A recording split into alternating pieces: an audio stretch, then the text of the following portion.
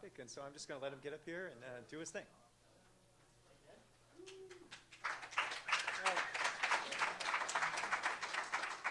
Well, thank you very much. So as Ed said, we're going to kind of move through this quickly because we have a short time window. So rather than kind of reflect a lot about Shadowrun and our experience, because ours was a little unique because I'm really old, and that's a huge advantage when it comes to this. Instead, we're going to talk about more about kind of our takeaways, what we learned from the process, and things that might be more generally applicable. So first, I think key thing is be able to create a vision that inspires people, right? I mean, that's number one. You're asking for money, whether you're doing that from a publisher or from the fans. You really have to have a crisp, clear presentation of your vision that's going to inspire them. You want to then be able to illustrate that vision very succinctly, right? So that a short look at the video or graphic gets across what that vision is. And key, you want to be able to prove to them that you're capable of realizing that vision, right? They're investing not just in the concept, they're more investing in you to be able to realize that concept.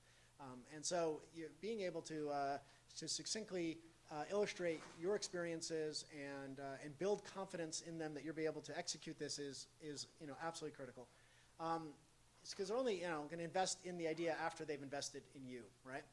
And you have to invest in it before they're going to, right? So that means that you have to be able to have come to the starting line with a lot of work already in place, right? Now, you can get away with this if you're really old. You can probably get away with just step one. But if you don't have that advantage, it really is important that you've been able to illustrate that vision really crisply and clearly, and that investment you've made is what inspires them. Do a lot of homework. Research what you're making. If you've made something exactly like this before, that's great. That's obviously going to help prove your case to the audience, and it's also going to mean that you're going to really know what it's going to cost and what it's going to take, the team you're going to need, the resources you're going to need to be able to execute your idea.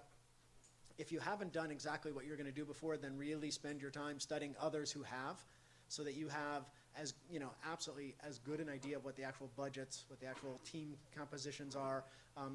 There's no really, at least we haven't seen yet for game projects, a successful go back to the well, right? I mean, being able to say, well, I thought it was going to cost X dollars, but it's really going to cost X plus Y. So here's another Kickstarter to raise the Y. Hasn't worked yet. I'm not saying it won't ever work, but don't go counting on that. So you get one ask, and so you really want to make sure that you have, as carefully as possible, figured out what it's going to take you. Make sure you put in all sorts of fudge factors for that. And even if it seems like a number higher than you want it to go out with, if you're really going out with a lower number, you're just doing yourself and your fans an enormous disservice. Because if you succeed in raising that lower number and you can't execute upon what you're promising, well, that's something that we live with the fear of every day. Because it's we were talking before about public forms of failure. This is kind of that on huge steroids, because now you're failing with their money, and that's something I don't know how we recover from, and we're trying hard not to find out how we recover from. So you want to also make sure you're very careful about including the cost of fundraising, and that's what a lot of the talks about. And don't forget the marketing, both of the funding and after the product. And the people, something the Kickstarter audience has made pretty clear is that they're interested in funding your development of your creative vision. They're not necessarily interested in the funding of your marketing of that product. And so that's something you want to think about. Where is the funding for the marketing, or what are my other sources of marketing going to be when this product gets finished? When looking at the funding itself, look at some more projects, right? What worked for them, what didn't? Really, now there's a huge amount of projects out there to study of all sorts of different budget ranges. And it's, they fall, at least, our research as of a handful of months ago, and I'm sure it's even more so true, they fall into patterns. And so if you go out there and look at similar projects, you'll start to see patterns of what's working for these projects and what isn't, both in terms of how they're presenting it, in terms of what kind of funds they're trying to raise, in terms of what kind of reward levels are working, right? What kind of content is inspiring people for those rewards and for overall, and what kind of elements are working in the videos themselves, right? And then, below that into the text and graphics. So it's, there's a lot of research in terms of what's out there before to really give you a better chance of putting something together that audiences are going to respond to. this is one of the killers, COGS, cost of goods. And, you know, what we've seen so far in Kickstarter is you have various levels of rewards. The first is digital, right? But digital isn't free, right? It's low cost, but it's not free, right? And if you're going to be doing digital through portals, well, sometimes those portals, they'll charge you whether you're giving it away for free or not, right? So really do your homework on that and figure out how am I going to get my digital free goods to my Kickstarter audience, and make sure you've built in the cost of whatever that distribution is. And then for your physical goods, everything costs money, right? The time it takes for your team to design a T-shirt is time they're not working on the game, and there's a cost associated with that. The time it takes you to call 20 different manufacturers of T-shirts and figure out getting good bids and quality samples and all this kind of stuff all costs time and money to do. And then you've got the fact that actually manufacturing the T-shirt or whatever else you're making is real money, and you want to really have done that homework before you go put it up on Kickstarter, because especially if you're working at low volume manufacturing, that often equals high unit costs, but it doesn't equal to high perceived unit costs for the audience, right? They're used to, like, I go buy a shirt and my shirt costs me $10. They don't know that it costs you $12 to make the shirt at low volume that they're used to buying for 10, right? So you've got to really kind of do your homework on that to get in line something that has kind of a good association of value for the audience, but yet as something you can manufacture. And if you're producing lots of different items in your Kickstarter, right, you've got all these different tiers of rewards with lots of different items, well, that just means you're making less of each. So you're going to be, your costs associated with each of them is going to be higher. And of course, all of that creation cost up front it starts to compound. And then there's what I call the three horses of the apocalypse, which is picking, packing, and shipping. Everybody dramatically underestimates the costs of this, right? And you can just get your ass kicked by it.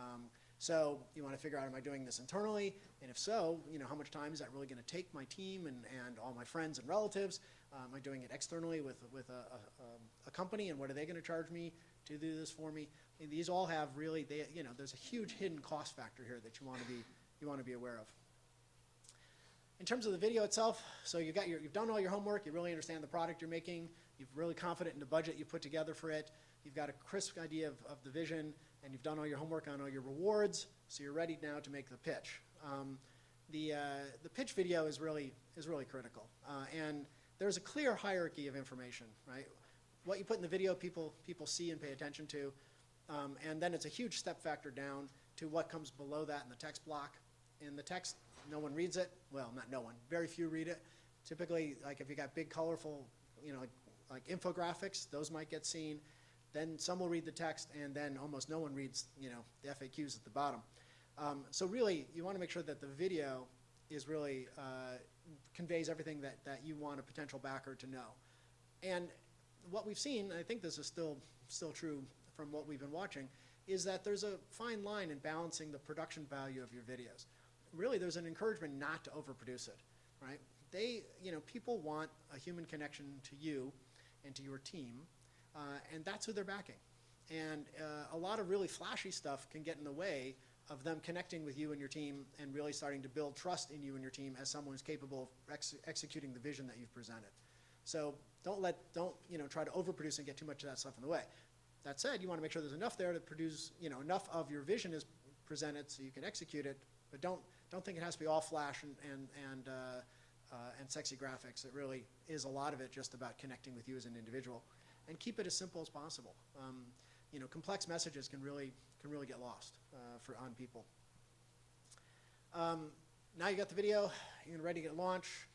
You have to realize that you have to market the funding, right? How are people going to know that this exists? I mean, it's been tenfold since we did ours only a handful of months ago, but there are so many projects on Kickstarter now that, discoverability is this similar problem as you're going to find in the app stores now, right? How am I going to get mine up onto the lists? How are people going to see my project? And so you want to really spend a lot of time before you launch the campaign marketing the videos, marketing your project so that when you do launch it, you bring an initial audience to it. So think about, your game, who is it, or your project, and who is the audience that's kind of the early adopter audience, the ones most likely to get on board right away. And figure out where they live online, where they live offline. Go and live there. start talking it up. Start presenting and building your cases in those forums first, and then build some recognition for yourself and for your project, and then tell them next week is the Kickstarter. Everybody, please, come and show up. So at least you bring an initial audience, because it's all done on volume, right? It's that kind of increase, how fast people are pouring in is what starts to move you up on the list. So you want to try to get as many people in as quickly as you can at the beginning of a project. And so you really, you want to build that audience beforehand and use social media to the best of your capabilities, reaching out, again, to where those audiences live beforehand. Once you're launched, the key thing is responding to the audience. We found this was overwhelming and really underestimated on our part. People are investing not just with their wallets, but with their hearts and souls and minds, and they're, at least in our case, and we've seen it in many others, they're really putting a lot of themselves out there, and that requires a response, right? Not just cash in of the cash register, but being able to answer questions promptly, being able to say thank you personally all the time, and participating in the dialogue constantly, putting out new content regularly. I mean, you can see every time you do a video update, there is a direct response, right? The audience steps up, and funding will increase every time you do a video update, as long as the video update actually has some substantive content to it, and it's an exhausting process. Sleep when it's over. I mean, we ran ours for 25 days. Kickstarter recommends 30 or less. We've seen people run them at 60 days, and I don't know how they survive. I mean, maybe they're just younger and stronger. Maybe they're like Pete. But I know, we would, at the end of this, for us, it was such an emotional roller coaster that, I would literally slept for 2 days afterwards. So it is exhausting. So we talk about preparing for the costs. There are no such thing as a free lunch, and you want to be able to really think about these costs as you go into the project. So the website and the credit card processing takes about 10% off the top, including a couple % for bad credit cards, so people who pledge for the credit card that doesn't end up to be chargeable at the end. You want to make sure you're really taking across the COGS and the 3 horsemen. Back a hand, if you've done your, what we've seen, if you've done that kind of right, you're going to be in the 15. If you're doing awesome, to maybe 20% of the money you're raising is going to go back out to the fans in the form of their rewards, right? So you add those together, it could be as much as 30% of the money you raise does not get to go to making your game, right? And it's a mistake a lot of our Kickstarters have made, where all of a sudden they found, man, we just don't have anywhere near as much money at the end as we thought we were going to, and we can't actually execute on what we promised. So make sure you really set your goals with that in mind. Community management can be expensive, right? If it's you and your team, well, then it's you and your team doing that rather than doing something else, like making a game. We made the mistake of actually trying to finish one game while launching a Kickstarter, and that was a real killer. Don't do that, but please. The other thing, though, is that community development doesn't end at the end of the Kickstarter, right? These people who have invested, or backed you, right, feel very invested in you and your project, and they want to be kind of inside all the way through your development process. So there's an ongoing cost that you have to budget for, which is to keep them informed. And that community development is either cycles off of existing team, or it's new people that you have to be able to budget for. Accounting and taxes, tricky issues, still being worked out, but you're going to pay them. There's no way you're going to not pay taxes on this money. It's a matter of when it's going to come in, and that's going to take another good chunk out of it, right? And depending upon state tax and federal tax. So you want to make sure you've accounted for that. Exactly what the tax rates are somewhat in debate depending upon how you account for it, but it's a significant percentage you want to be aware of. And then the other part you want to be really conscious of is that at the end of the day, when you ship this product, right, everybody who was your backer has already bought it. So there's no revenue from them on day one. So if you haven't designed something that's really for a much larger audience than your Kickstarter audience, you're really in trouble, because that's the only group that group has already given you their money. So you want to make sure that as vocal as that Kickstarter audience is going to be, and as involved with you as they're going to be, that you don't design the product exclusively for them, that you really design it for the audience that you intended for, the larger audience you need to reach for the project to be economically viable at the end of the day. One of the benefits is of the Kickstarter audience is that they can help you market the product when you bring it, when you finally bring it out, right? The cost of marketing, as we know, can be really significant. The cost of discovering any of the app stores or Steam or any place else, these can be real issues. So if you've been able to maintain the enthusiasm of your audience through the course of your development period, well, then they're a real asset to you when you launch. But they're also, you have to get them to recognize that you need them to reach more people for the thing to be viable and for you to keep going on.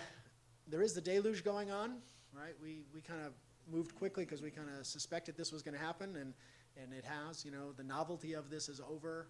Getting press coverage for Kickstarters is getting harder and harder because they're just saturated with the stories. They don't really want to cover them anymore. Crowdfunding of itself is just a really crowded marketplace, and the platform itself is kind of highly susceptible to fraud.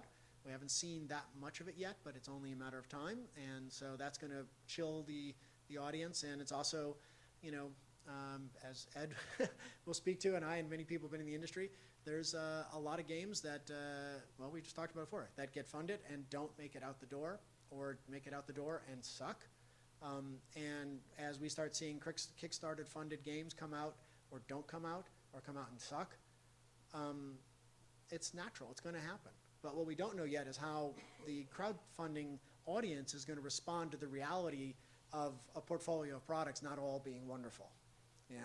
So it's another thing to be conscious of as we get further down the stream with this. So, well, I moved as quick as I could, so we have quite time for questions. Or stunned silence. Yes. So most of the Kickstarters I've seen so far are pretty straightforward kind of box product models. Do you think this could work for launching on a free-to-play sort of game? Interesting question. There's been a couple of cases where people have specifically not included the game in their rewards tiers because they wanted to release it as a free-to-play, and thus it wasn't like an appropriate way to give the game to someone as part of that. I think it can be. Right now, it's at least our observation, and at least is a couple months old, which in this marketplace is like a long time because it makes dog years look short. But the audience tends to be a little bit right now more hardcore gamers, which as of yet aren't that warm to free-to-play, and they're very PC focused, at least what we've seen, more than they are to mobile. So far, the ones that we've seen that tried to launch mobile only ended up having to go back and add PC SKUs, at least for the larger scale games. So I think it's just a matter of kind of how the whole marketplace is evolving rather than the Kickstarter audience on its own. But it is a factor. But you can look at a couple of them that have done where they didn't give the game away as part of it. Yes. So it seems like most of the Kickstarter publicity comes from these huge breakout successes that go off like millions and stuff. But reviewing it, there's generally speaking like 100+ game-based Kickstarters running at any point in time. Yep. That are only aiming for a couple $1,000. And it seems to me that for them, they're not really using Kickstarter in its right purpose, because if they're not bringing in this huge outside market and most of that money is being funded through friends and family, then they're really just giving away 10 to 20% of what they could have raised to a company just to put it on a website. Like, what are your thoughts on that? And like, is it even worth that small-sized Kickstarter? Is it worth even going for? Well, I mean, if you really are raising it just from friends and family, then you're better off just raising it from friends and family from a financial standpoint. But there are other kind of potential uses of the platform in that regard. That if you don't look at it purely as a fundraising, but if you look at it purely, you look at it as a kind of market test, right? So do I put it out there and see how many of this fan base responds to this product, and that tells me whether I should really invest a lot of money. Let's say I've got access to friends and family money, but I'm looking for this as a proof of concept. Will people buy this when it's done? I think that there's some legitimacy to getting a sense of a response to that, Sort of a marketing tool? Yeah, so you could use it as kind of a pre-sale marketing tool to see how much real interest there is, for the concept that you're doing. And I think there's some legitimate uses that way. I've also seen people who are using it purely as a way of raising the exposure of a product for this more in the non-electronic game world, but using it for exposure to then, show distributors that there's an audience for the game and to pick up the game, or to build an audience to then use as a viral marketing tool later. So I think you could use it in those different ways, but the key thing always to remember is that if you've taken these people money, even though, go back to the potential for fraud, the Kickstarter thing says 10 times before you, as you click confirm, we don't know these people, we have no clue whether they're ever going to deliver what they say they are, and you're taking this all at your own risk. That's not the way they view it, right? And when a person backs you, they're really backing you. And so I think, you kind of morally have a big obligation to bring that product out and deliver it. So if you're using it in that research sense, there's you have to be pretty dedicated. You're going to do it, or you can set the number high enough that you're not going to get there, but at least you can see how many people, use. So I think there's potential different uses for that. So, yes. Are Kickstarter campaigns being gamed the way that Apple's charts used to be gamed? Oh, everything is gamed. Yeah, anytime you have charts which are based on velocity, based on sales or any kind of metric, if you want to be able to get on them, you're going to have to try to game the system to whatever extent you can, right? So yes, I think they are to the extent that people can. Any sense of what percent of the games that we would all see on Kickstarter really come because they raised half that money from some other method and then they just boosted their own rankings? I have no idea. They almost No. never fail once they get to 80% though. So that's one data point. So somehow that Yeah. last 20% magically always appears. Yeah. In your case, as you guys built stretch goals for your project, were you able to take all that into account and look at the numbers and all the percentages that come out and say, yes, by adding this much more, we're still going to be fine? Was that ever a point midway through where as you're building it, you said, wait, this isn't going to be enough, even though it looks like it'll be enough? Or? Oh yeah. No, we screwed up. I mean, as Mitch mentioned, we had set a $400,000 goal because we had done kind of a scratch budget for a $300,000 game, which was a very modest version of the game, right?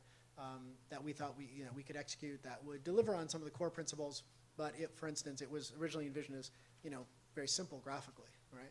As the audience blew through that number and it started to go crazy, we started talking about crazy things like multiplayer and, cooperative, and we actually had to, with calmer heads the next day, go back and say, oh, wait a minute, guys, that was crazy talk. We can't do those, right? And pull that back off the table.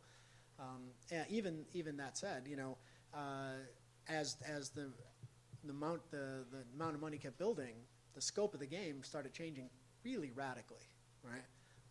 And to the extent where, no, we were now operating more on, experience and instinct than real budgets, because we were kind of reacting in real time to the audience, which is a dangerous place to be.